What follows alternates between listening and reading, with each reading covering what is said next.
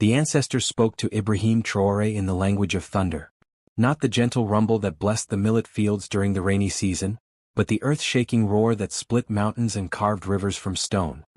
He felt it first in his bones, a trembling that began in his bare feet pressed against the red clay of his compound and traveled up through his spine until it reached the crown of his head where his grandfather's cowrie shells still rested, woven into graying locks that held the wisdom of 7 generations. "Baba," his youngest daughter Aminata whispered, her voice cutting through the pre-dawn silence like a blade through silk. "The spirits are restless again." Ibrahim's eyes remained closed, but his weathered hands that had known the weight of hoe and hammer, the texture of cotton and the smoothness of river stones, trembled as he felt the vision unfold behind his eyelids. Water. Endless water cutting through the heart of the Sahel, connecting the Niger to Senegal, bringing life where French colonial maps hand-drawn only emptiness and exploitation. The compound stirred around him. His wives, Fatimata, Mariam, and Khadija, moved with the practiced silence of women who understood that their husbands' communion with the ancestors was sacred work. The sweet smoke of taba incense curled through the air, mixing with the earthy scent of morning dew on baobab leaves and the distant aroma of millet porridge bubbling over wood fires. "Wallahi," Ibrahim breathed, his voice carrying the weight of revelation. "By Allah and the spirits of our fathers, I have seen it." He opened his eyes, deep brown pools that seemed to hold the wisdom of the ancient empires of Mali and Songhai, and gazed upon the assembled faces of his family. 23 children, born of 3 wives, ranging from Aminata's tender 16 years to his eldest son Boubacar weathered 38. Each face reflected the rich diversity of their lineage, the high cheekbones of the Fulani, the broad features of the Bambara, the delicate bone structure of the Tuareg grandmother who had blessed their bloodline with her fierce independence. "Tell us, Baba," Boubacar said, settling his powerful frame onto a woven mat. His hands, scarred from years of metalwork, rested on his knees. "What have the ancestors shown you?" Ibrahim rose slowly, his movements deliberate and dignified despite his 72 years. He walked to the center of the compound, where the sacred fire pit held the glowing embers of the previous night's gathering. The red clay beneath his feet seemed to pulse with energy, and he could feel the pull of underground rivers, the whisper of water tables deep beneath the surface of their drought-stricken land. "Water," he said simply, his voice carrying across the compound like the call of a gem drum. "Not the water that falls from the sky at the mercy of distant storms, but water that flows at our command. Water that remembers the great rivers of our ancestors, when Niger and Senegal sang together in one voice." Fatimata, his first wife, stepped forward. Her indigo-dyed boubou rustled like leaves in the wind, and the gold bangles on her wrists, gifts from her own grandmother, caught the first rays of dawn. "Husband," she said, her voice carrying the authority of a woman who had stood beside him through 4 decades of dreams and struggles, "speak plainly. What do you see?" Ibrahim knelt and began to draw in the red clay with his finger, his movements precise and purposeful.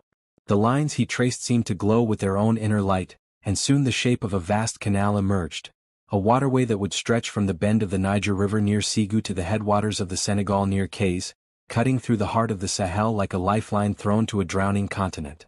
"Bismillah," he whispered, invoking the name of Allah as he completed the drawing.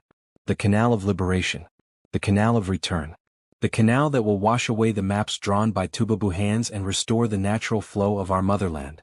The family gathered closer, their breath creating small clouds in the cool morning air. Children who had been playing with wooden tops and slingshots now stood transfixed, sensing the weight of history settling upon their shoulders. The women clutched their prayer beads, some made of ebony from the forests of Guinea, others carved from the bones of sacred animals, all blessed by marabouts who traced their lineage back to the great scholars of Timbuktu. "But Baba," Aminata said, her voice trembling with a mixture of awe and fear, "the Tubabu will never allow it. They have divided our lands with their borders, stolen our rivers with their dams, poisoned our soil with their mines. They will say it is impossible." Ibrahim's laugh was like the rumble of distant thunder, rich and deep and full of power. "Child of my heart," he said, reaching out to touch her cheek with fingers that held the memory of 1,000 blessings. "When did the impossible ever stop the children of Africa? Did they not say it was impossible for Sundiata to unite the Mandinka kingdoms? Did they not say it was impossible for Askia the Great to build schools in Timbuktu that would shame the universities of Europe? Did they not say it was impossible for Samori Touré to hold back the French war machine with nothing but courage and the blessings of the ancestors?" He stood again, his frame seeming to grow larger in the dancing light of the sacred fire. We are the children of the river people, the descendants of those who turned the desert into a garden, who built cities where others saw only sand. The Tubabu may have their machines and their money, but we have something they will never understand. We have the baraka of our ancestors, the blessing of the land itself. The news of Ibrahim Traore's vision spread through the Sahel like wildfire during the dry season. In the markets of Bamako, where traders from across West Africa gathered to sell everything from Senegalese fish to Mauritanian dates, the story was told and retold, each telling adding new layers of meaning and mystery. The griots, the hereditary storytellers whose voices carried the history of nations, took up the tale with particular enthusiasm, weaving it into the great tapestry of African resistance and renewal. Listen, children of the homeland, called Jelamedi Sissoko, his voice rising above the cacophony of the Grand Marquet as he plucked the strings of his 21-stringed kora. Listen to the song of the water that remembers its true path, the song of the man who would heal the wounds carved by colonial knives. The crowd gathered around him, market women with baskets of ripe mangoes balanced on their heads, Fulani herders with staffs carved from ironwood, Dogon blacksmiths whose hammers had been blessed by the spirits of the forge. Children pressed close, their eyes wide with wonder, while elders nodded knowingly, recognizing in Jelamedi's words the echo of older stories, older struggles. "Eh," murmured Omo Sangare, the queen of the market women, her voice carrying the authority of one who had built an empire from a single basket of tomatoes. "The old man speaks of dreams, but we know the price of dreams in this land. The Tubabu do not give up their hold easily." But even as she spoke, her fingers moved unconsciously to the leather pouch at her throat, where she kept the sacred sand from her grandmother's grave and a small vial of water from the holy well of Cancan. The spirits were stirring, and market women knew better than anyone when the winds of change were beginning to blow. 300 kilometers to the east, in the offices of the French mining consortium that had been strip mining the gold deposits of the Sahel for 40 years, other conversations were taking place. The air conditioning hummed with the steady rhythm of imported generators, and the fluorescent lights cast harsh shadows across maps that reduced the ancient kingdoms of the Sahel to neat geometric shapes marked with extraction sites and transportation corridors. "Murd," muttered Henri Dubois, the regional director, as he studied the intelligence reports spread across his mahogany desk. "This Traore, who is he? Where does he come from?" His assistant, a thin-faced man named Bertrand who had spent 20 years in various African postings without ever learning to love the continent, cleared his throat nervously. "He's a traditional chief from the Sigu region, sir. His family has been there for generations. The locals seem to respect him." "Respect?" Dubois's laugh was bitter. "They worship him according to these reports. And now he's talking about building a canal that would cut right through our concessions, flood our access roads, and generally make our lives extremely difficult." He stood and walked to the window, gazing out at the cityscape of Bamako where traditional mud brick houses stood cheek by jowl with modern concrete buildings, where satellite dishes sprouted from rooftops like mechanical flowers and the call to prayer mixed with the sound of motorcycle taxis and the distant beat of gem drums. "Sir," Bertrand ventured, "surely this is just another local delusion? These people are always talking about grand projects. Remember the man in Timbuktu who claimed he could bring back the medieval libraries? Or the woman in Gao who said she could restore the trans-Saharan trade routes? They never amount to anything." Dubois turned from the window, his face grim.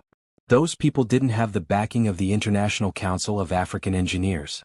They didn't have connections to the water management specialists in Egypt and Morocco. And they certainly didn't have the ear of the African Union. He tossed a folder across the desk. "Read this. Our sources in Addis Ababa report that Traore's proposal has been circulating in the highest levels of the AU. They're calling it the Sahel Renaissance Project. There's talk of Chinese investment, Brazilian expertise, even some interest from the Nordic countries." Bertrand's face paled as he scanned the documents. "My God. They're serious." "Dead serious," Dubois confirmed. "And if this canal gets built, it will completely reshape the geopolitical landscape of West Africa. New trade routes, new agricultural zones, new centers of power. Everything we've built here over the past half-century could be swept away." He walked to a large map on the wall, one that showed the French sphere of influence in West Africa in neat blue shading. "Our entire strategy depends on controlling the transportation networks, the water supplies, the mineral extraction points. If Africans start building their own infrastructure, connecting their own markets, developing their own resources, they won't need us anymore," Bertrand finished quietly. "Exactly." Dubois picked up his secure phone. "Give me the ministry. And contact our friends in the security services. This Traore and his canal need to be stopped before they gain any more momentum. The meeting of the 7 families took place under the sacred baobab tree that had stood at the crossroads of the Sigu region for over 800 years. Its massive trunk, wide enough to house a small village, bore the scars of countless generations. Initiation marks carved by young men entering adulthood, prayer niches where travelers had left offerings for safe passage, and the deep grooves worn by ropes and chains during the dark years when the tree had witnessed the horrors of the slave trade. Ibrahim Traore approached the gathering with the measured steps of one who carried the weight of history on his shoulders. Behind him walked his 3 wives, their heads covered with traditional head ties that marked them as women of substance and wisdom. His children followed in order of age, each carrying some token of their family's spiritual heritage: carved staffs, ceremonial knives, leather pouches containing sacred earth from the graves of their ancestors. The other families were already assembled, their representatives seated on intricately woven mats that told the story of their lineages in threads of gold and indigo and ochre. The Kuyates, griots whose voices had sung the praises of emperors and preserved the memory of empires. The Diabates, master craftsmen whose hands had shaped the tools and weapons that built and defended the great kingdoms. The Traore branch families from Kays and Mopti, bound by blood and tradition to Ibrahim's line but with their own claims to leadership and their own visions of the future. At the center of the circle sat Mama Fanta Kuyate, the Grande Griot whose voice had blessed the independence ceremonies of 3 nations and whose memory held the complete oral history of the Sahel from the time of the first empires. She was 93 years old, her face mapped with wrinkles that spoke of joy and sorrow, wisdom and loss, but her eyes still blazed with the fire of youth and her voice could still command the attention of kings. Bonsoir, mes enfants, she said, her voice carrying the musical cadence of the Mandinka language even as she spoke in French. We gather tonight under the tree that has seen the rise and fall of empires, that has sheltered the counsels of our ancestors and witnessed the birth of our children. We gather to speak of water and dreams, of the future that calls to us from across the desert. She gestured to Ibrahim, who rose slowly and walked to the center of the circle. In the flickering light of the oil lamps that surrounded the gathering, his face seemed to glow with inner fire, and when he spoke, his voice carried the authority of one who had been chosen by the spirits themselves. Jambo Baba na Mama, he began, greeting the assembly in the ancient words of respect. I come before you not as a man seeking glory or power, but as a servant of the ancestors, a vessel for their wisdom and their dreams. He knelt and placed his hands on the earth, feeling the pulse of underground rivers and the whisper of ancient waters. For too long we have lived divided, by borders drawn by foreign hands, by languages imposed by colonial minds, by economic systems that serve distant masters. The French have stolen our gold, the Chinese have built their roads to carry away our resources, the Americans have imposed their crop patterns on our ancient soil. But the ancestors speak of a different path. He stood and began to pace around the circle, his movements following the rhythm of an ancient dance. Water remembers mes frères. Water remembers the time when the Niger and Senegal sang together, when the Sahel was a garden watered by rivers that flowed according to the will of the Creator, not the convenience of foreign engineers. Water remembers the great canal that connected the empires of Mali and Songhai, the waterway that brought prosperity to our people for 7 centuries before the Tubabu came with their guns and their greed. Mama Fanta's eyes gleamed with recognition. The Canal of Mansa Musa, she whispered. The hidden waterway that carried the gold of Bambuk to the universities of Timbuktu. The old stories speak true. A1, Ibrahim confirmed, using the Yoruba word for yes, that had traveled north with the traders and became part of the common language of the Sahel. The ancestors built it once and we can build it again. But bigger, stronger, more beautiful. A canal that will not only connect our rivers but unite our peoples, restore our dignity, and show the world that Africa is not a continent to be exploited but a motherland to be celebrated. The representatives of the 7 families murmured among themselves, their voices creating a low hum of conversation that mixed with the sound of night insects and the distant call of hyenas. Some nodded in agreement, their faces reflecting the excitement of a vision that spoke to their deepest hopes. Others frowned with the worry of elders who had seen too many dreams broken on the rocks of reality. Frère Ibrahim, said Ibrahim Diabate, the master blacksmith whose forges had produced the tools that built half the villages in the region, your vision is beautiful, but visions do not move mountains or channel rivers. The Tubabu have machines that can level hills, explosives that can split rocks, engineers who have studied in the universities of Europe and America. What do we have but dreams and prayers? Ibrahim smiled, and in that smile was all the confidence of a man who had spoken with the ancestors and received their blessing. We have something they will never understand, mon frère. We have the knowledge of the land itself, the wisdom of the waters, the power of the spirits who have blessed this soil for 10,000 years. We have the Nyama, the life force that flows through all things, and we have the patience to work with it instead of against it. He reached into his robe and withdrew a small leather pouch, its surface worn smooth by countless hands. This contains earth from the grave of Sundiata Keita, the founder of the Mali Empire. This contains water from the well of Askia Muhammad, the great emperor of Songhai. This contains gold dust from the mines of Bambuk, blessed by the spirits of the earth. When we begin this work, we will not begin with machines and concrete, but with prayer and ritual, with the proper ceremonies to ask permission of the spirits and the blessing of the ancestors. He opened the pouch and let a small amount of the mixture fall onto the earth at the center of the circle. Where it touched the ground, the soil seemed to shimmer with an inner light, and the assembled families felt a tremor run through the earth beneath their feet. Bismillah, Ibrahim intoned, invoking the name of Allah. Ash, he added, calling on the Yoruba concept of divine power. Nyam, he concluded, acknowledging the Akan understanding of the supreme deity. By all the names of the Creator, by all the paths of wisdom, by all the traditions of our ancestors, let this work begin. The assassination attempt came at dawn, during the sacred hour when the faithful turned their faces toward Mecca and the traditional believers poured libations for the ancestors. Ibrahim Traoré was kneeling on his prayer mat, his forehead touching the earth in the final sujud of the far prayer, when the bullet whistled past his ear and embedded itself in the ancient baobab tree behind him. The crack of the rifle echoed across the compound like a whip, and in the silence that followed, the only sound was the rapid beating of his own heart and the distant cry of a guinea fowl startled from its roost. Baba! Aminata screamed, rushing from the family kitchen where she had been preparing the morning meal. Her bare feet slapped against the red clay as she ran toward her father, but Boubacar was already there, his powerful frame shielding Ibrahim from any follow-up shots. Stay down, Papa, he hissed, his eyes scanning the surrounding bush for any sign of the gunman. Kofi, said, search the perimeter. His younger brothers scattered like hunting dogs, their movements quick and purposeful. They had learned to track and hunt in these same forests, and they knew every hiding place, every path, every tree that could conceal a sniper. But the shooter had vanished like smoke, leaving only the smell of gunpowder and the echo of violence hanging in the morning air.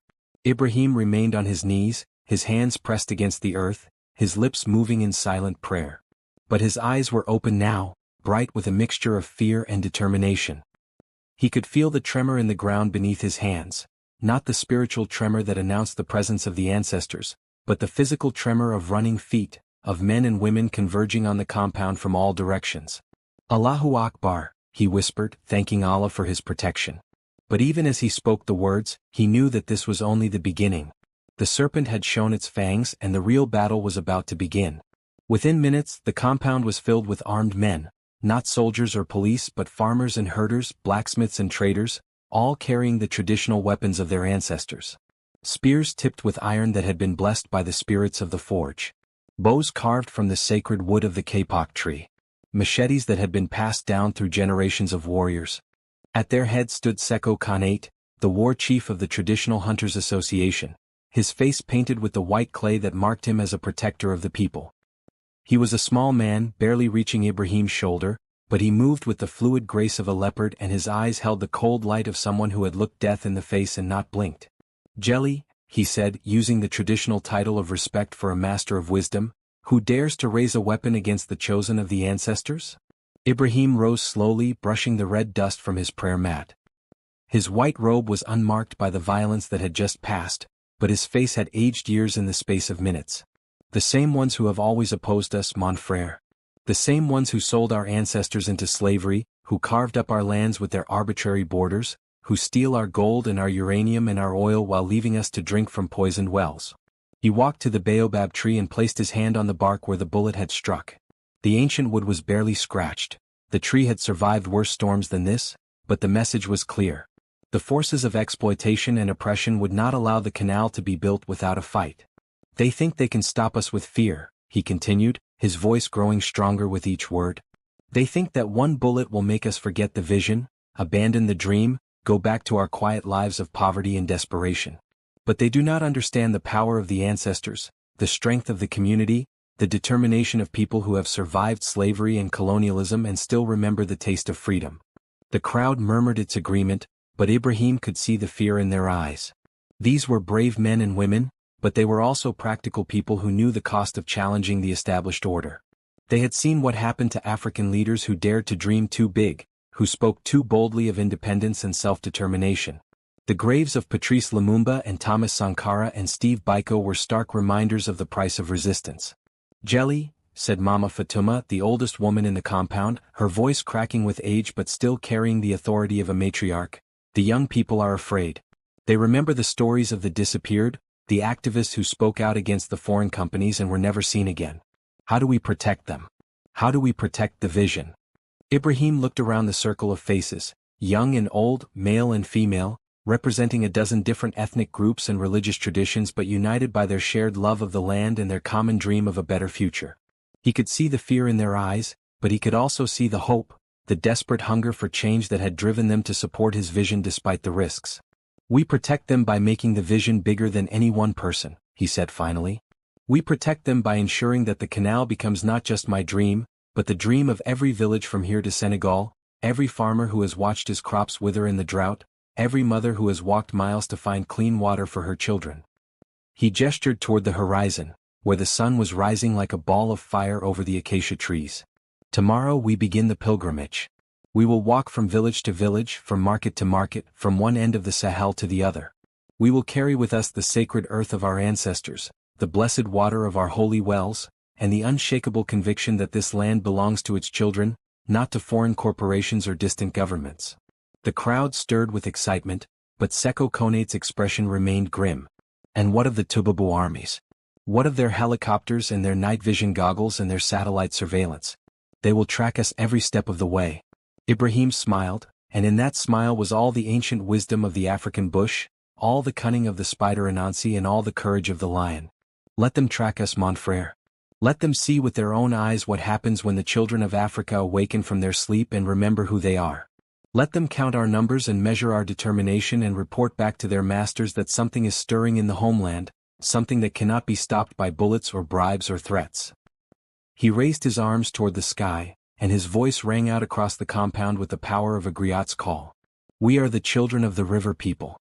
We are the descendants of Sundiata and Eskia and Samori. We are the inheritors of Timbuktu and Gao and Jen. And we will not be silenced."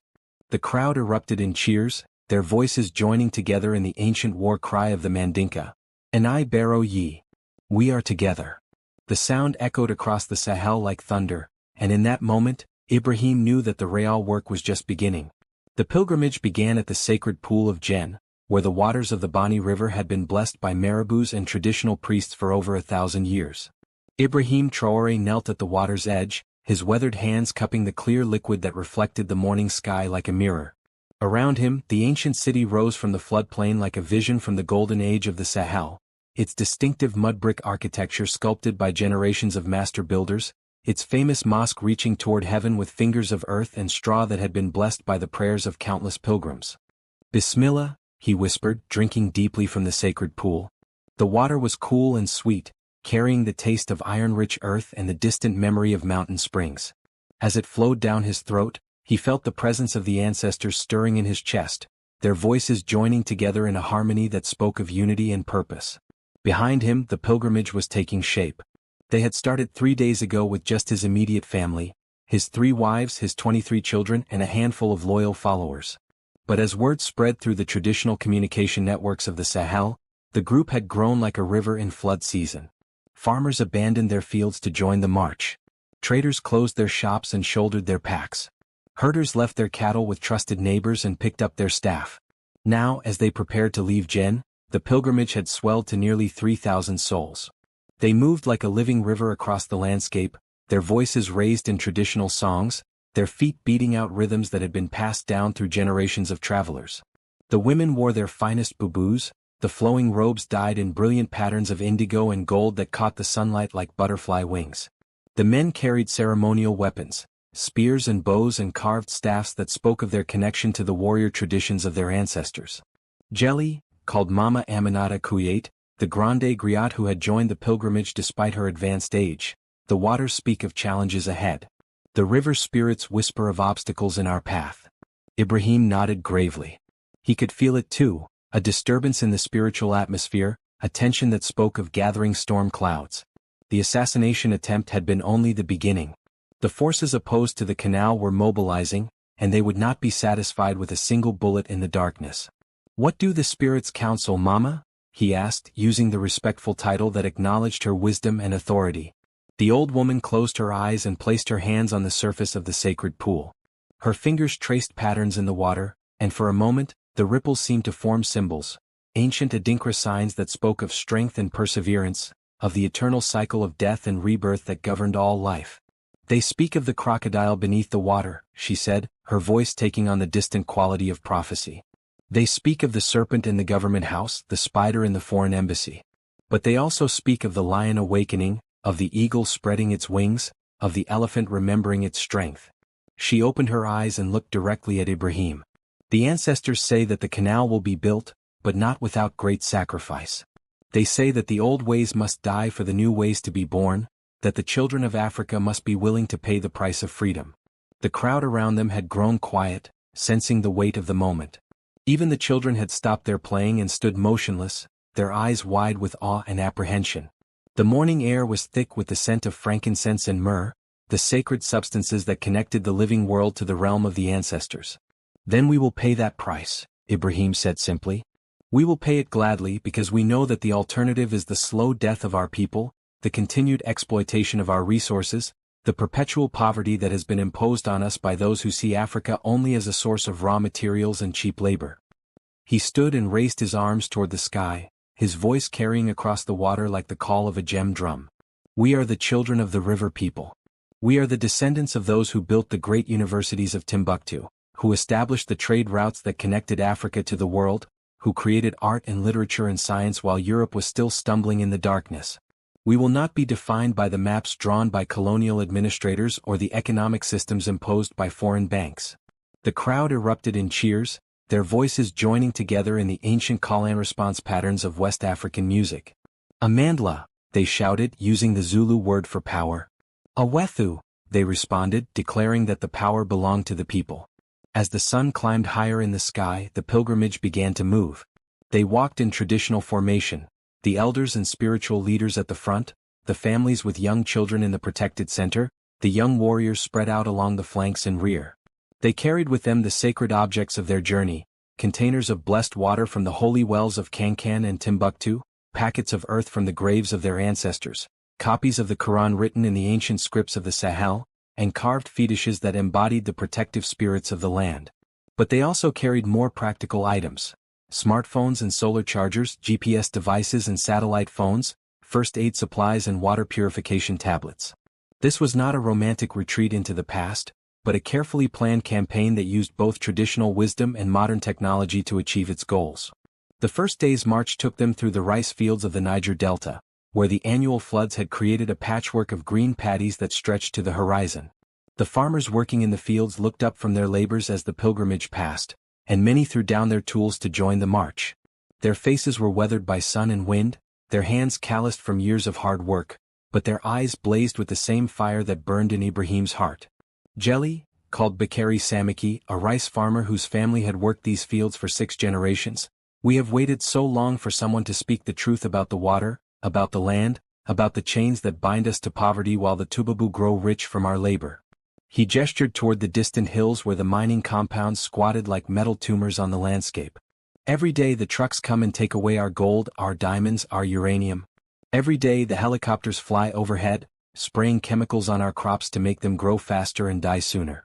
Every day we watch our children get sicker and our elders get weaker while the foreign companies count their profits." His voice rose with passion, and the crowd pressed closer to hear his words. "But you, Jelly, you speak of a different way. You speak of water that flows for us, not for them. You speak of prosperity that stays here, in our villages, in our families, in our communities. You speak of the canal that will wash away the filth of colonialism and neocolonialism and restore the natural order of things." Ibrahim clasped the farmer's hand, feeling the strength in those work-hardened fingers. "We speak of it together, mon frère. We speak of it with one voice, the voice of the ancestors, the voice of the land itself." And we will build it together, stone by stone, prayer by prayer, until the waters flow as they were meant to flow and the children of Africa take their rightful place in the world. As the day progressed, the pilgrimage took on a life of its own. News of their approach spread ahead of them like ripples on a pond, and in every village, every market town, every roadside settlement, crowds gathered to greet them. Some came out of curiosity, drawn by the spectacle of thousands of people walking together across the landscape. Others came out of desperation, hoping that this might be the movement that would finally bring change to their lives. But most came out of something deeper, a recognition that they were witnessing something historic, something that would be remembered and celebrated for generations to come. This was the moment when the children of Africa stopped accepting the limitations that had been imposed on them and began to dream of what they might become. The ambush came at the crossroads of Kogari, where the ancient trade routes from Timbuktu to Gao intersected with the modern highway that carried uranium trucks from the mines of Arlit to the ports of Cotonou. Ibrahim Traore was walking at the head of the pilgrimage, his weathered staff tapping against the asphalt in rhythm with the gem drums that had been beating steadily for 7 hours. The sun was directly overhead, turning the landscape into a shimmering mirage of red earth and blue sky, when the first shots rang out from the acacia grove that bordered the road. The bullets came like angry hornets, whistling through the air where moments before there had been only the sound of singing voices and sandaled feet.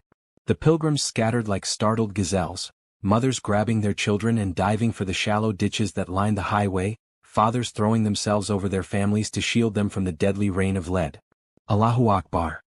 Ibrahim shouted, his voice cutting through the chaos like a blade. Do not run. Do not scatter. The ancestors protect us. But even as he spoke, he could see the muzzle flashes winking from the trees like malevolent fireflies. Professional soldiers, he realized grimly.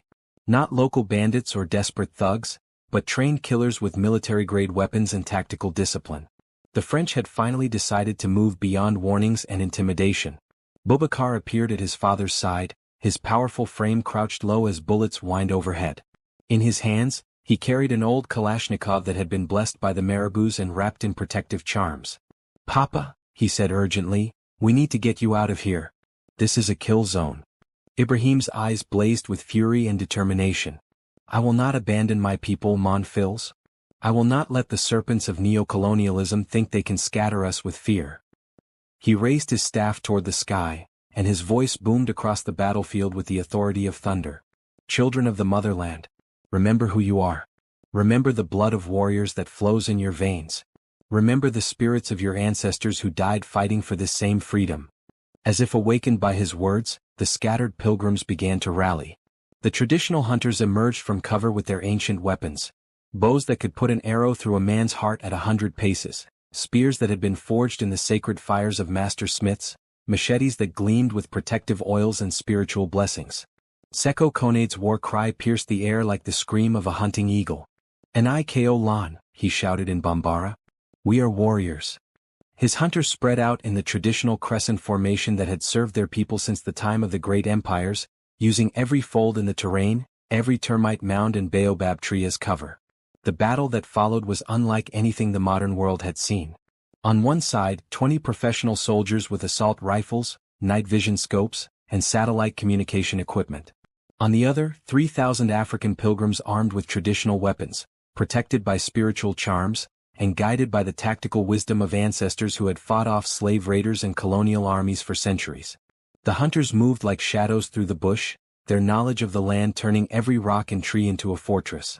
They used the wind to carry their scent away from the enemy, the sun to blind the soldiers' electronic sights, the very earth itself as both shield and weapon. Their arrows found gaps in body armor that no computer had calculated, their spears struck with the precision of surgical instruments guided by hands that had learned their craft from master warriors. But it was the women who turned the tide of battle. Led by Mama Aminata Kouyate, the Grande Griot, they began to sing the ancient war songs that had once rallied the armies of Sundiata and Askia the Great. Their voices rose in harmony that seemed to shake the earth itself, calling on the spirits of the land to rise up and defend their children. Iye, they sang, their voices weaving together like the threads of destiny. Sundiata ka fiza. Askia ka fiza. Samori ka fiza. Sundiata returns. Askia returns. Samori returns. The effect on the pilgrims was electric. Farmers who had never held anything more dangerous than a hoe suddenly moved with the fluid grace of seasoned warriors. Traders who had spent their lives haggling over prices now fought with the ferocity of cornered lions. Children too young to understand what was happening picked up stones and slings and began to rain death on the enemy with the accuracy of David facing Goliath. But it was Ibrahim himself who ended the battle. Walking into the heart of the gunfire with no protection but his faith and the blessings of the ancestors, he began to chant the 99 names of Allah in the ancient Arabic that had been taught in the schools of Timbuktu when Europe was still dark with ignorance. Ar-Rahman, Ar-Rahim, Al-Malik, Al-Quddus. His voice carried across the battlefield like the call of the muezzin, and with each sacred name the gunfire seemed to lessen. The soldiers' weapons began to jam, their ammunition to misfire, their communications equipment to crackle with static. When the last shot had been fired and the last soldier had fled into the bush, Ibrahim stood in the center of the crossroads with his arms raised toward heaven. Around him, the pilgrims began to emerge from cover, their faces shining with wonder and disbelief. They had faced the modern war machine of neocolonialism and emerged victorious, guided by the wisdom of their ancestors and protected by the power of their faith. Alhamdulillahi Rabbil Alameen, Ibrahim intoned, praising Allah as the Lord of all the worlds. Today the children of Africa have remembered who they are. Today the spirits of our ancestors have walked among us. Today the canal of liberation has been blessed with the blood of those who would defend it. He knelt and placed his hands on the asphalt where it had been cracked by bullets and stained with the sweat of struggle. Here, at this crossroads where the old ways meet the new, where the trade routes of our ancestors intersect with the highways of the modern world, we will build the first lock of the Great Canal. Here, where African courage faced foreign tyranny and emerged victorious, the waters will begin to flow. The crowd erupted in celebration, their voices joining together in the ancient victory songs that had once celebrated the triumphs of the great empires. But even as they sang, Ibrahim could see the concern in the eyes of his followers. They had won this battle, but the war was far from over. The forces of neocolonialism would not be defeated by a single skirmish on a remote highway. The real test was yet to come. 3 months after the Battle of Kogari, the first earth was broken for the Great Canal of Sahel liberation. The ceremony took place at dawn on the sacred festival of Tabaski, when the faithful commemorated Abraham's willingness to sacrifice his son for Allah, and the traditional believers honored the spirits of the ancestors who had given their lives for the freedom of their descendants. The location was symbolic, the exact spot where Ibrahim Traore had knelt in prayer after surviving the assassination attempt that had transformed a visionary elder into a revolutionary leader. The crowd that gathered for the groundbreaking ceremony numbered in the tens of thousands. They had come from every corner of West Africa: Senegalese fishermen from the coasts of Dakar, Tuareg nomads from the deep Sahara, Yoruba traders from the markets of Lagos, Hausa scholars from the ancient centers of learning in Kano.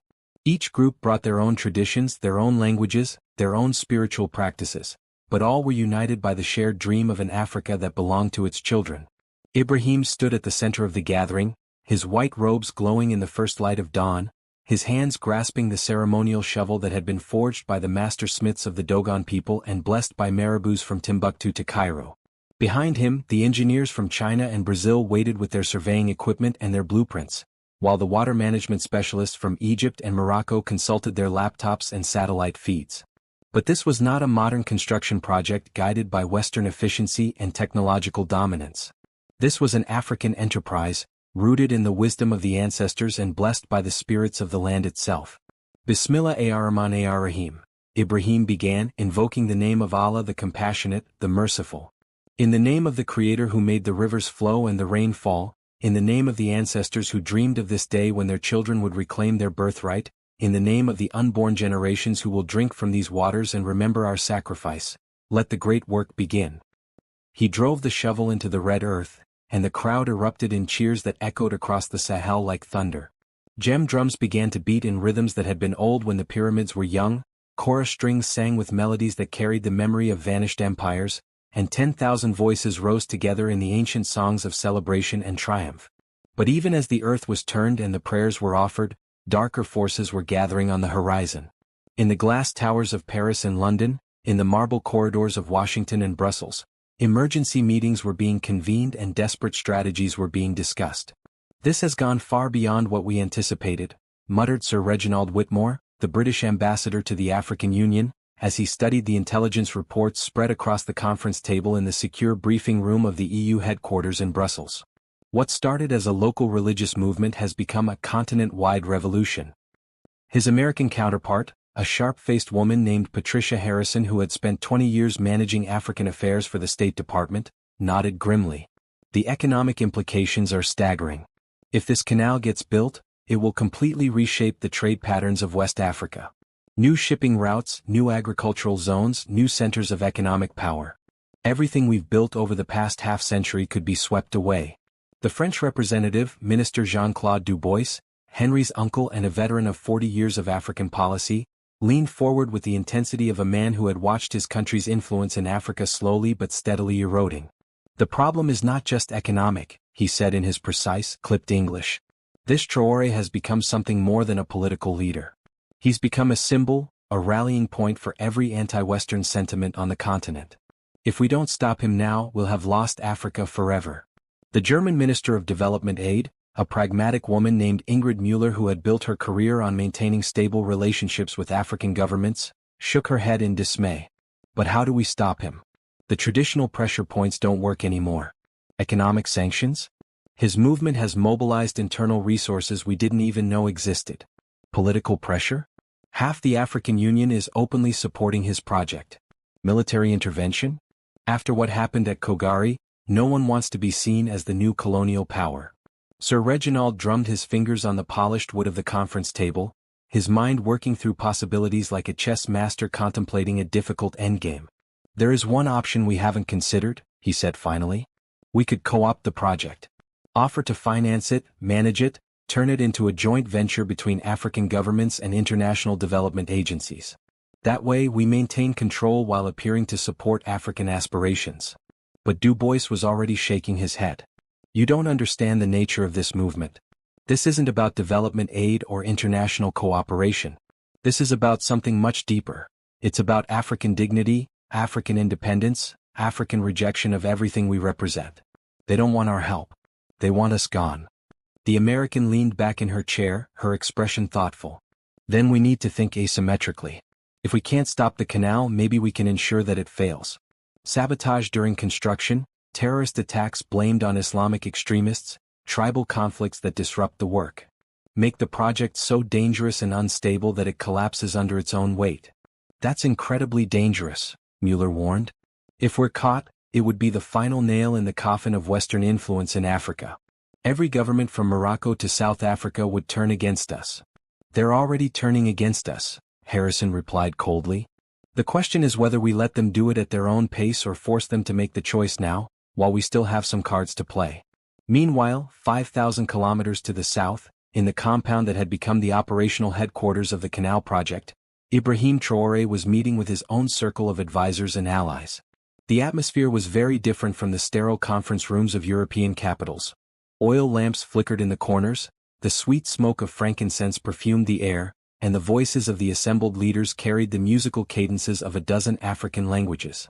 The spirits speak of treachery, said Mama Fanta Kuyate, her ancient voice carrying the authority of prophecy.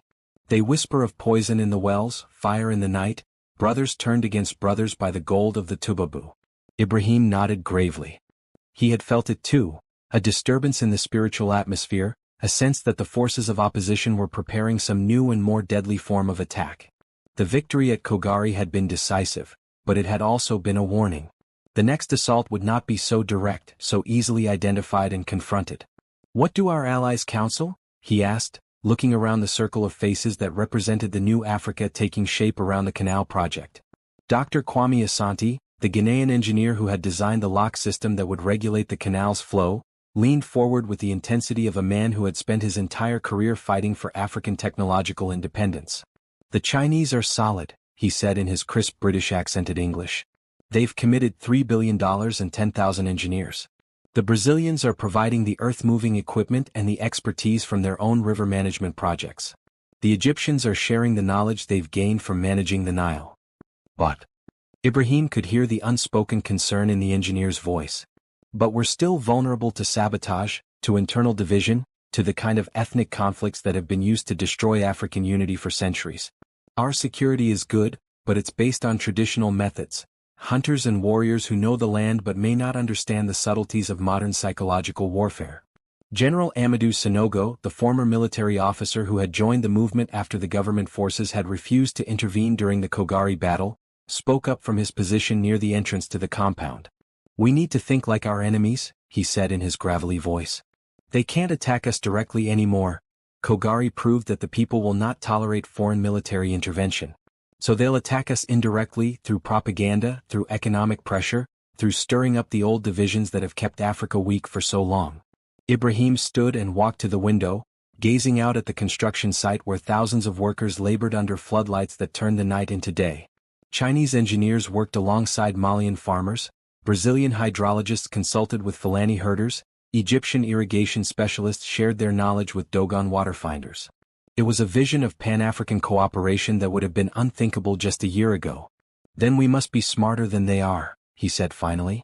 "We must build not just a canal but a new kind of African consciousness.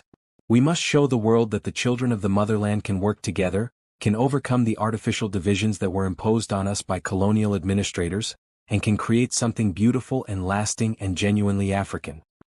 He turned back to face the assembled leaders, his eyes blazing with the fire that had first carried him through the vision by the sacred pool. "The ancestors did not bring us this far to let us fail now. The canal will be built, the waters will flow, and Africa will take its rightful place in the world. But the price of that victory will be eternal vigilance, constant struggle, and the willingness to sacrifice everything for the freedom of our children." The meeting continued deep into the night, but outside, under the stars that had guided African travelers for millennia, the great work continued. The sound of machinery mixed with the rhythm of traditional drums, the glow of welding torches competed with the flicker of ceremonial fires, and the dream of Ibrahim Traore slowly, steadily, irrevocably took shape in earth and stone and flowing water. The canal was rising and with it, a new Africa was being born.